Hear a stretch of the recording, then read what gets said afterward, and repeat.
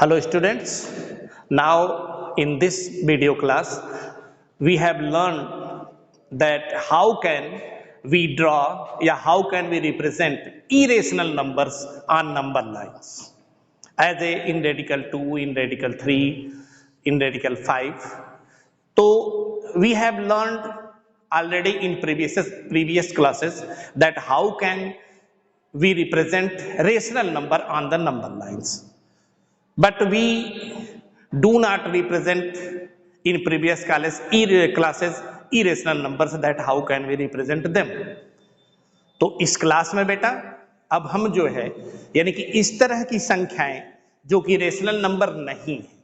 जैसे इन रेडिकल 2, इन रेडिकल 3, इन रेडिकल 4 भी आप जब इस सर्पिल बनाएंगे हम तो वहां पे इन रेडिकल 4, इन रेडिकल 5 ऑलरेडी, जबकि इन रेडिकल 4 यानी कि दैट इज यानी कि स्क्वायर रूट ऑफ 4 2 होता है। तो यहाँ पे लेकिन जब हम सर्पिल बनाएंगे तो क्लियर है कि वहां पे सर्पिल जब बनाते हैं तो हम आगे भी डिस्कस करेंगे कि n-1 पहले बनाते हैं फिर तभी n बनाते हैं। जैसे कि हम एक रेडिकल 3 बना के तब रेडिकल 4 बनाएंगे और उसके बाद रेडिकल 5 बनाएंगे। रेडिकल 5 जैसे कुछ नंबर डायरेक्टली भी सेट हो जाते हैं पाइथागोरस में, उसकी चर्चा हम बाद में करेंगे। यहाँ पे अब हम स्टार्ट करते हैं कि इस क्लास का मेन मकसद यही है कि हम अभी तक रेशनल नंबर पिछली क्लासों में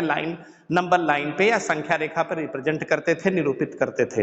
क्लास 9th में अब आपको रेडिकल 2, रेडिकल 3, रेडिकल 5, रेडिकल 7 इस तरह की जो इरेशनल नंबर्स हैं उनको आप नंबर लाइन्स पे कैसे रिप्रेजेंट करेंगे, आपको ये सीखना है। और इसको सीखने के लिए बेटा सबसे पहले आपको पाइथागोरस थ्योरम हम आपको याद दिलाना चाहते हैं। यहाँ पे देख लीजिए पाइथागोरस थ्योरम, यानी कि जाहिर सी बात आप ये किसी राइट एंगल ट्रायंगल पे अप्लाई होता है और आपको ये याद रखना पड़ेगा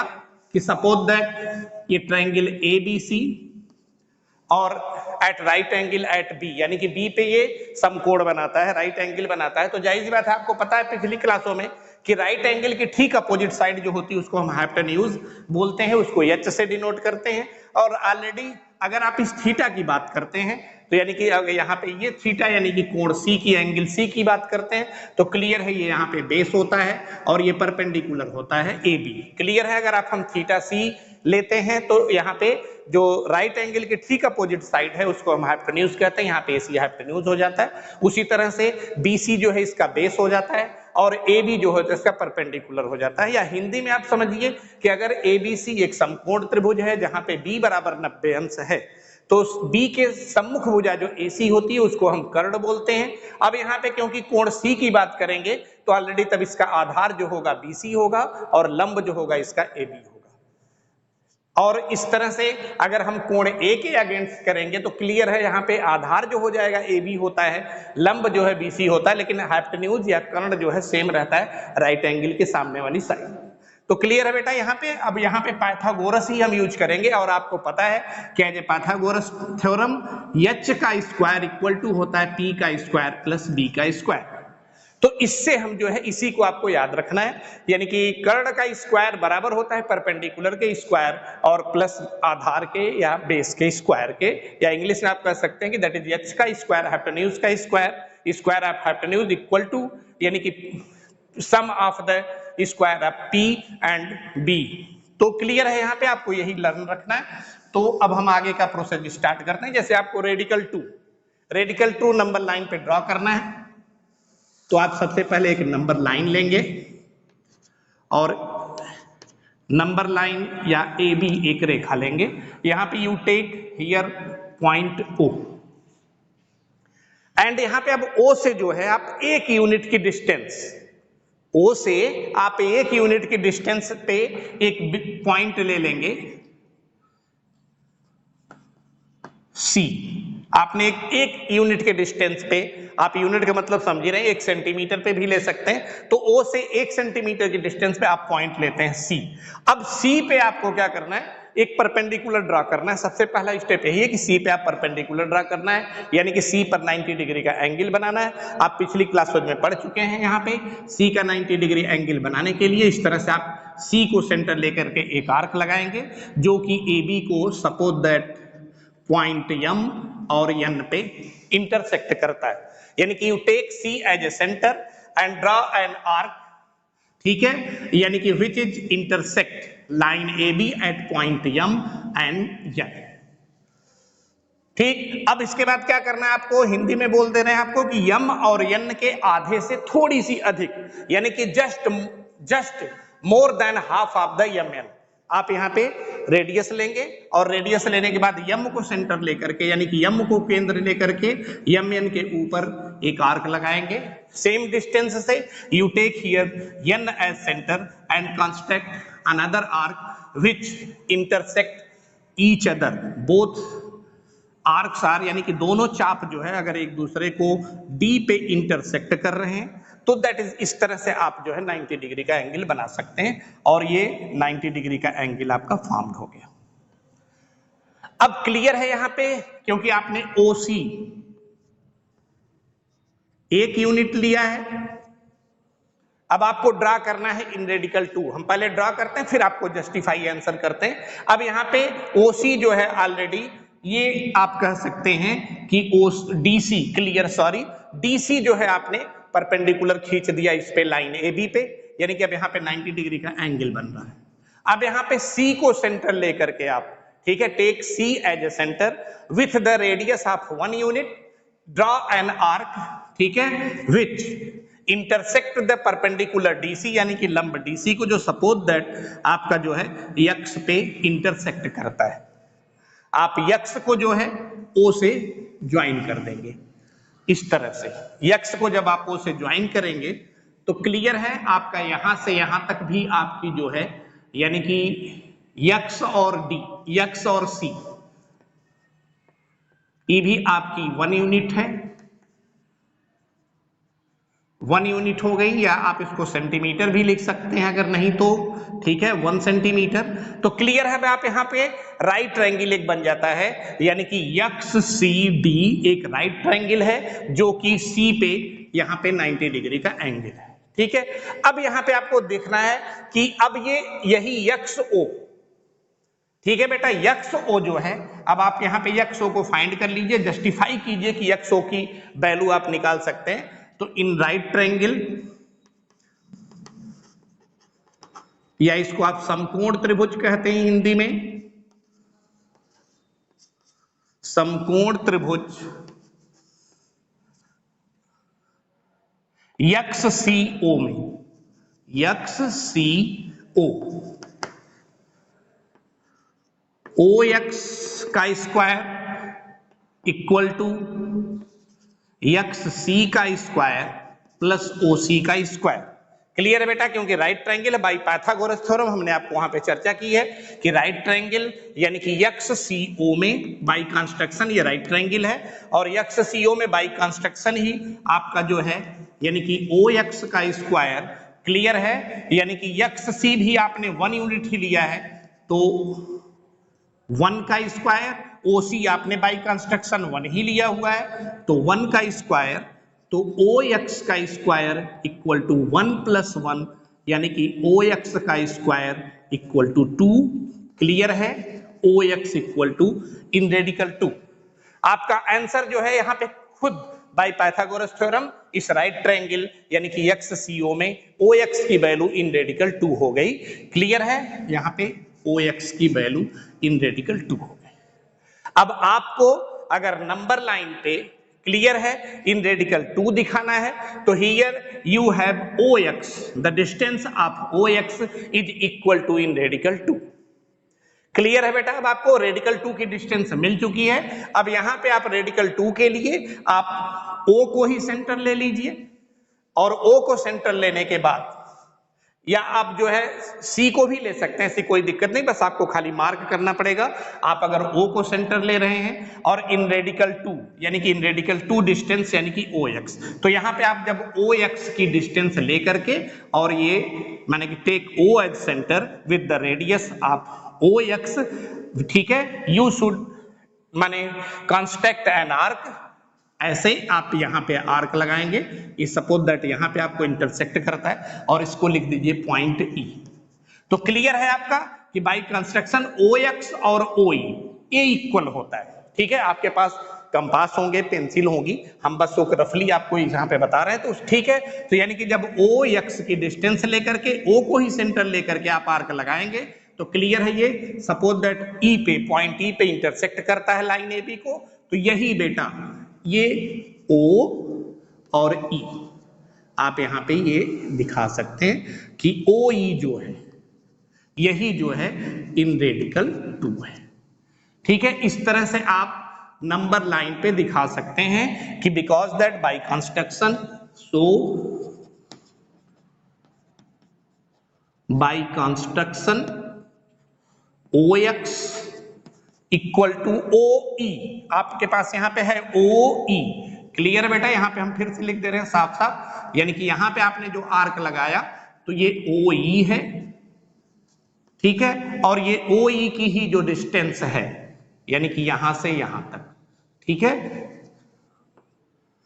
ये जो है आपका 1 कहने का मतलब कि इन रेडिकल 2 ओसी है 1 सेंटीमीटर आपका था ये, ठीक है, और यहां पे ओई जो आपने लिया ये जो डिस्टेंस है इन रेडिकल 2 है। इस तरह से आप रेडिकल 2 ड्रॉ कर सकते हैं नंबर लाइन पे, और बाय कंस्ट्रक्शन यहां पे फिर आप यानी कि जस्टिफाई कर रहे हैं आंसर को, O X equal to O E equal to in radical 2। Clear है बेटा, अब आपके समझ में आ गया होगा। सबसे पहले फिर से हम आपको बोल दे रहे हैं कि अगर नंबर लाइन पे आपको इन रेडिकल 2 ड्रा करना है तो आप सबसे पहले एक नंबर लाइन ले लेंगे, और नंबर लाइन लेने ए बी आपने नंबर लाइन लिया, और यहाँ पे पॉइंट एक ओ ले लिया, और ओ से ओ को सेंटर लेकर के ओ सी आपने 1 यूनिट पे एक पॉइंट ले लिया सी। अब यहाँ पे ओ सी 1 यूनिट हो गई। अब जो है अगले स्टेप में आप क्या करते हैं, अगले स्टेप में आप करते हैं यानी कि सी को सेंटर लेकर के आप 90 डिग्री का एंगल यानी कि आपने डी सी जो है कहने मतलब ए रे खींचा, और यहाँ पे फिर आपका राइट डी सी ओ ये 90 डिग्री का एंगल बन जाता है। और फिर आप क्या करते हो, फिर उसी तरह से यानी कि यहाँ पे जो है सी को सेंटर लेकर के 1 यूनिट की डिस्टेंस लेकर के आप आर्क लगाते हो जो कि इस सी डी परपेंडिकुलर को पॉइंट यक्स पे इंटरसेक्ट कर रहा है। यक्स को ओ पे आप ज्वाइन करते हो, यक्स ओ, और जहां पे इस तरह से इसको ज्वाइन कर देते हो तो आपको यहाँ पे राइट ट्रायंगल मिलता है यक्स सी ओ,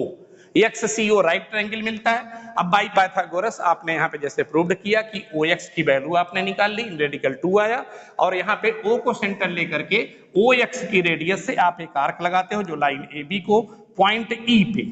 ये पॉइंट ई, बल्कि आप जो है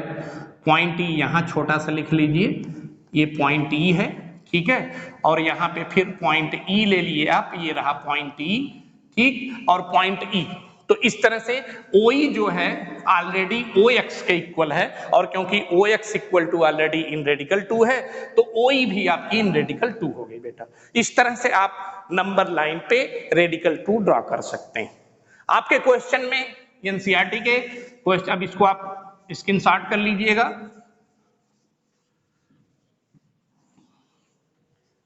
यहीं पे आपको सपोज दैट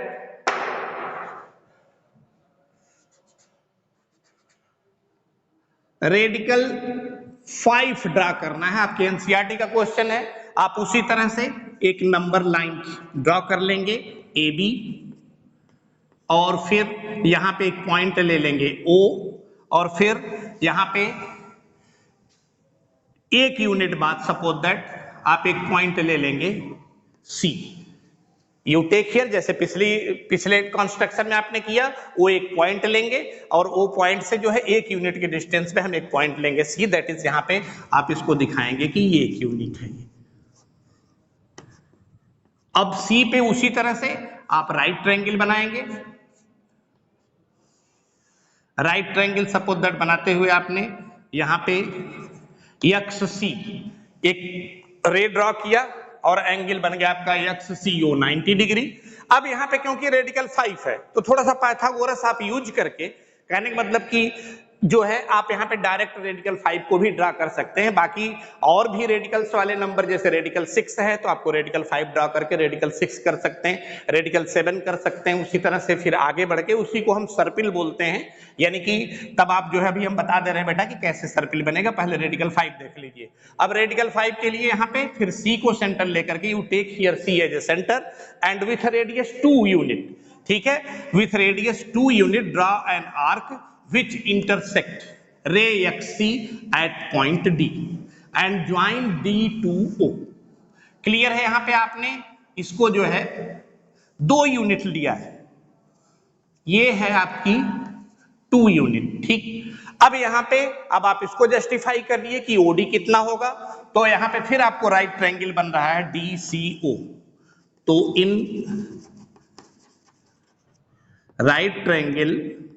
डीसीओ जस्टिफाई कर लीजिए, यानी कि उसी हाइपोटेन्यूज का स्क्वायर इक्वल टू परपेंडिकुलर का स्क्वायर प्लस यानी बेस का स्क्वायर से, तो हाइपोटेन्यूज आपका है डीओ, डीओ का स्क्वायर प्लस सीडी का स्क्वायर प्लस ओसी का स्क्वायर, या डीओ का स्क्वायर इक्वल टू सीडी का स्क्वायर दैट इज 2 का स्क्वायर, ओसी यानी कि 1 का स्क्वायर, तो डीओ का स्क्वायर इक्वल टू 4 प्लस 1 या डीओ का square equal to 5, DO equal to in radical 5। अब आपको डायरेक्ट है डीओ इन रेडिकल 5 मिल गया, तो जैसे आपने पिछले में रेडिकल 2 ड्रॉ किया था उसी तरह से DO that is a radical 5। अब आप उसी तरह से ओ को सेंटर लेकर के, ठीक है बेटा, और डीओ की डिस्टेंस लेकर के या डीओ की रेडियस लेकर के आप आर्क लगाते हैं, और अगर ये आर्क ये ऐसे ही आप रेडियस लेकर के आर्क लगाते हैं, अब यह आर्क अगर पॉइंट ई पे लाइन ए बी को इंटरसेक्ट करता है तो क्लियर है यही ओ से ई, यानी कि ओ से ई जो है आपकी जो ये डिस्टेंस है, हम डॉट डॉट करके दिखा दे रहे हैं यहां पे, ओ से ई की जो डिस्टेंस है यही जो है आपकी रेडिकल 5 होगी, और आप इसको भी लिख सकते हैं यहां पे, ठीक है, कि सो यानी कि ओडी इक्वल टू ओई इक्वल टू इन रेडिकल 5, यानी कि ओ से ई की जो डिस्टेंस है जो डॉट डॉट हमने दिखाया हुआ है दैट इज रेडिकल 5। क्लियर है बेटा, आप यहाँ पे आपका जस्टिफाई भी हो जाता है। इस तरह से रेडिकल्स के जो नंबर्स हैं आप उनको ड्रा करेंगे। सपोज दैट इसको भी स्क्रीनशॉट कीजिएगा आप, हम इसको आगे बढ़ा रहे हैं कि अगर आपसे कहा जाए कि रेडिकल 6 कैसे ड्रॉ करना है या रेडिकल 3 कैसे ड्रॉ करना था पीछे, तो आप इससे आइडिया लगा सकते हैं कि रेडिकल 2 के बाद रेडिकल 3 ही होगा। जैसे अब यहाँ पे हम सपोज दैट रेडिकल 5 अब यहाँ पे ड्रॉ कर चुके हैं आप, तो रेडिकल 5, अब आगे आपको रेडिकल 6 कैसे ड्रॉ करना, हम इसको यहाँ पे इसी क्वेश्चन से हम आगे बढ़ा रहे हैं, आप उसको समझिएगा। तो रेडिकल 5 आप जाहिर सी बात है यहाँ पे पॉइंट डी है, अब पॉइंट डी पे भी आप परपेंडिकुलर ड्रॉ करेंगे, आपको 90 डिग्री का एंगल बनाने आता ही है। यहां पे ऐसे आर्क, फिर उसी डिस्टेंस से दूसरा आर्क, फिर सेम डिस्टेंस से इसको सेंटर लेकर के आर्क, और फिर उसी डिस्टेंस से इसको सेंटर लेके आर्क। अब यहां पे इसको आप यहां पे मिलाते हैं जब, तो ये बनता है यहां पे 90 डिग्री का एंगल, किस पे, ओडी, जो कि रेडिकल 5। अब ओडी पे 90 डिग्री का एंगल आपने बना लिया, सपोज दैट इसको आप लिख लीजिए कि रे जो है dy है। अब dy रे पे एक यूनिट d को सेंटर लेकर के, d को केंद्र मान करके आप एक यूनिट की डिस्टेंस लेकर के आर्क लगाएंगे। अब आप आर्क लगाया आपने, और सपोज दैट यहां पे p पॉइंट पे ये काट रहा है, पॉइंट p पे, p को जो है अब आप o से ज्वाइंट करेंगे। अब यहां पे एक दूसरा राइट ट्रायंगल बन गया, यानी कि ODP। अब OP क्या है आपको ये फाइनल करना है कि OP क्या है। अब आइए यहां पे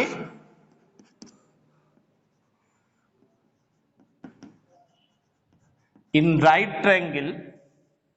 ODP,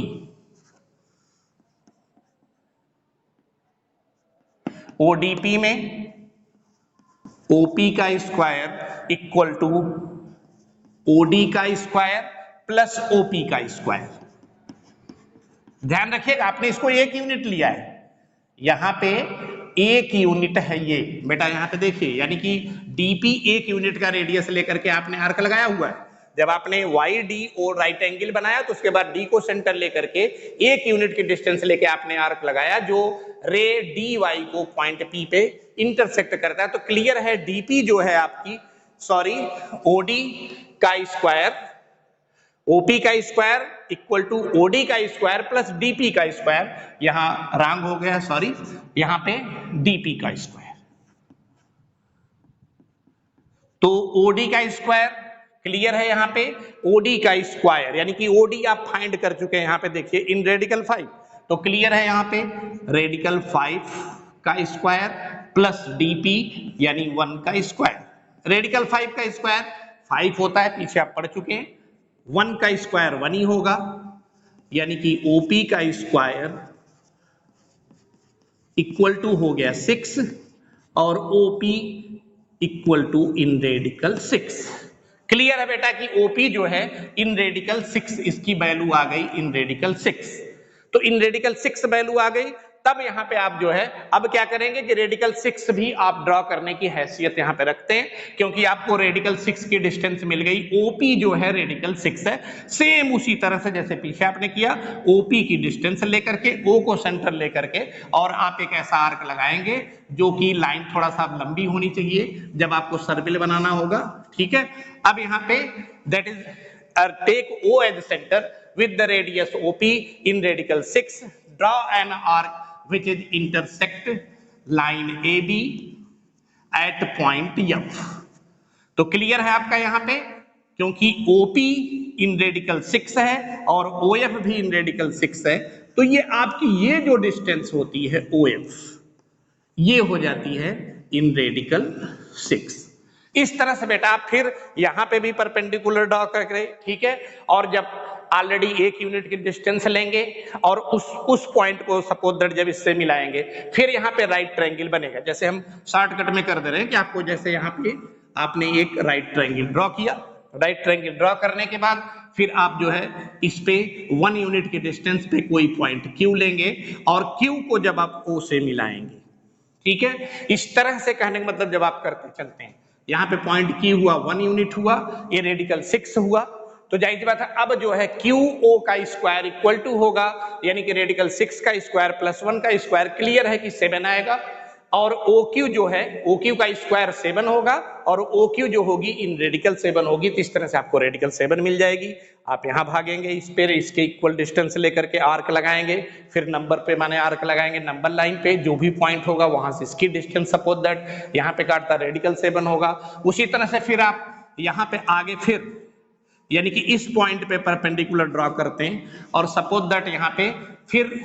ये हो गया रेडिकल 7 आपका, और फिर उसी तरह से इस पे परपेंडिकुलर ड्रॉ करने के बाद अगर आप फिर 1 यूनिट की डिस्टेंस लेकर के, ठीक है, और यहाँ पे कोई पॉइंट लगाते हैं, एक इंटरसेक्ट करते हैं उसी तरह से, और ये कोई पॉइंट ले लीजिए जैसे Z हो गया, अब Z को आप O से मिलाते हैं, तो क्लियर है यहाँ पे OZ जो हाइपोटेन्यूज होगा, ये राइट ट्रायंगल हो ही रहा है, तो OZ equal to already in radical 7 का स्क्वायर प्लस 1 का स्क्वायर, या 1 का स्क्वायर है ये, तो OZ का square equal to already 7 plus 1, radical 7 square करेंगे 7 आएगा, तो 7 प्लस 1 दैट इज 8 होगा, और OZ equal to in radical 8 होगा। तो इस तरह से रेडिकल 8 भी ड्रॉ कर सकते हैं, इसी तरह से रेडिकल 9, और इस तरह से जो ये बेटा आकृति बनती है, जो शेप बनता है, उसको हम कहते हैं सर्पिल, मैथ की भाषा में कि सर्पिल ड्रॉ करना है, ड्रॉ एंड सर्पिल। यहाँ पे आपको एक नियम और दिख रहा है कि आप अगर रेडिकल 7 ड्रॉ कर रहे हैं तो क्लियर है रेडिकल 6 आपको पहले ड्रॉ करना था, तो नियम बन जाता है, या रेडिकल 6 आपने ड्रॉ करना है तो रेडिकल 5 आपको ड्रॉ करना है। उसी तरह से रेडिकल 3 भी ड्रॉ करने के लिए आपको रेडिकल 2 ड्रॉ करना पड़ेगा, ठीक है। तो इस तरह से आपको जो नियम बनता है वो नियम यहाँ पे बन जाता है, जो रूल है, रूल यही है हम बेटा यहां पे कि अगर आपको रेडिकल n ड्रॉ करना है तो you should draw radical n-1 first and then draw